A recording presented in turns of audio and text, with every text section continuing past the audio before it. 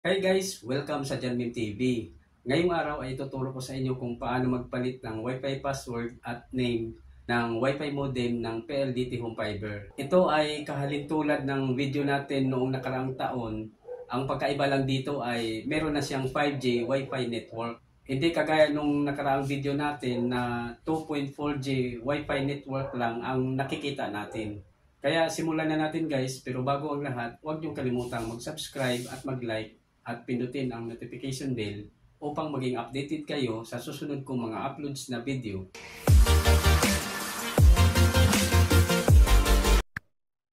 So bago tayo magsimula guys, kailangan nakakonect na kayo sa inyong Wi-Fi router. At kung connected na kayo, ang unang gagawin natin ay mag-open ng web browser. Kagaya ng Google Chrome or kung anong web browser meron ang cellphone ninyo. So itap lang natin itong Chrome. At pag nag-open na siya, itatype lang natin dito sa kanyang address bar yung default IP address ng PLDT router, itong 192.168.1.1.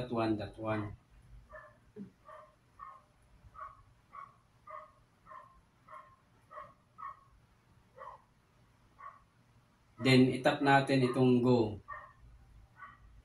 May lalabas na warning dito, nakasulat, your connection is not private. Pero okay lang yan guys at huwag kayong mag-alala dahil IP address lang naman ng router ang bubuksan natin. So ang gagawin nyo lang ay itatap itong advance na makikita natin dito sa baba. Then itap lang natin itong proceed to 192.168.1.1 and set. So ayan guys, nandito na tayo sa admin web interface ng PLDT router. At dito natin itatype yung default username at password ng router. By the way guys, yung default username at password ay makikita sa likod ng router. Kadalasan ang username niya ay admin at ang password naman ay 1234. So dito ang itype natin ay admin. At sa password naman ay 1234. Then itap natin itong login. Ito yung lumalabas kapag first time nyo palang magpalit ng username at password ng inyong PLDT router. Itap lang natin okay. So ayan guys, nandito na tayo sa account management. At dito sa username ay hindi ko na siya papalitan. Then dito sa old password, itype lang natin yung kanyang default password, itong 1234. Then dito sa new password, kayo na ang bahala kung ano ang gusto nyong ipalit na bagong login password. Basta ito ay hindi bababa sa 12 character at mayroong combination ng uppercase, lowercase, special character at number. Dahil kung wala ay mag-e-error po siya at hindi tatanggapin. So ayan guys, itatype na natin yung bagong login password.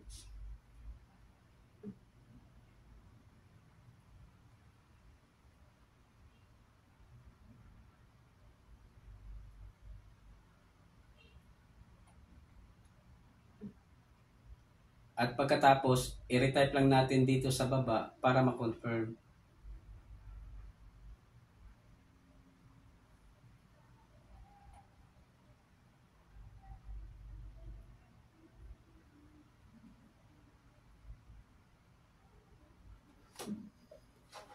Then dito naman sa band steering, hayaan na lang natin siya na naka-disabled para ma-separate natin yung 2.4G at 5G Wi-Fi network.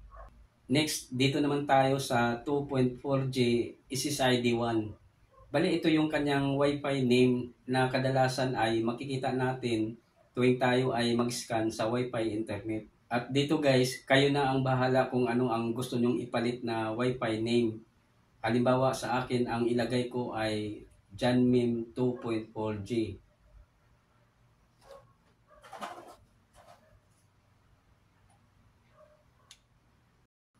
Then dito naman sa password, bahala na rin kayo kung ano ang gusto nyong ipalit na Wi-Fi password. Basta ito ay hindi bababa sa 12 character at mayroong combination ng uppercase, lowercase, special character at number. So, itatype na natin yung bagong Wi-Fi password.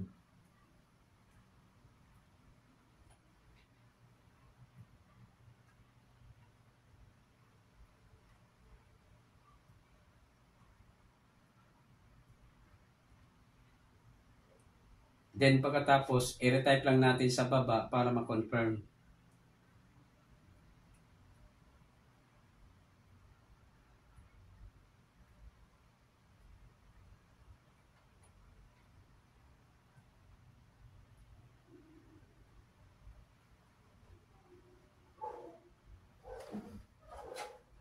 Then pagkatapos, dito naman tayo sa 5G SSID 1. Ganun pa rin ang proseso. Dito sa SSID name, kayo na rin ang bahala kung ano ang gusto nyong ipalit na Wi-Fi name. Sa akin, halimbawa, ang ilagay ko ay Janmim 5G.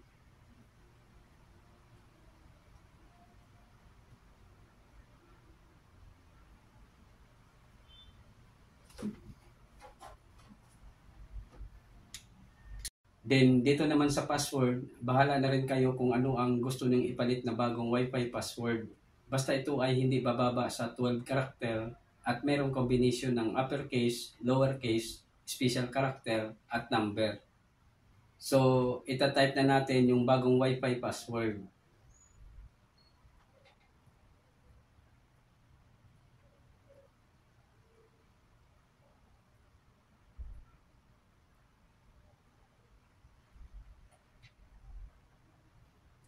Then, i-retype lang natin sa baba para ma-confirm.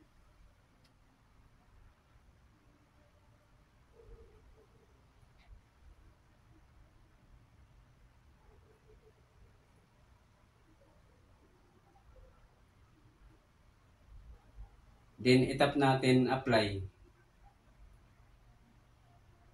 At pagkatapos nyan ay madidisconnect tayo sa Wi-Fi internet.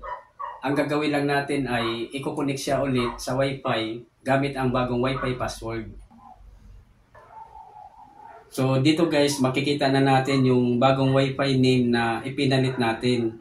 Itong Janmim 2.4G at Janmim 5G. At dito tayo mag-connect sa Janmim 2.4G. Itap lang natin yan.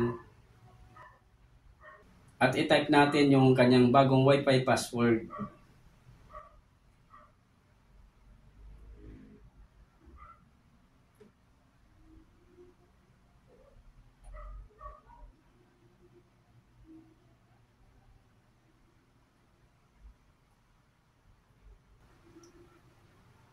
Then tap connect.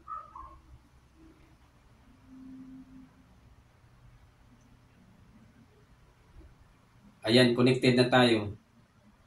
So, nandito ulit tayo sa admin web interface ng PLDT router para matest natin yung kanyang bagong login password. So, dito sa username, ganun pa rin siya, admin. At dito sa baba, i-type na natin yung kanyang bagong login password.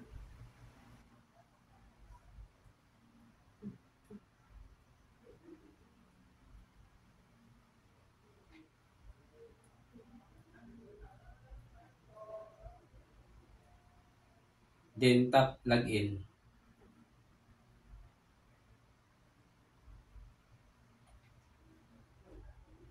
Ayan guys, nakapag-login tayo.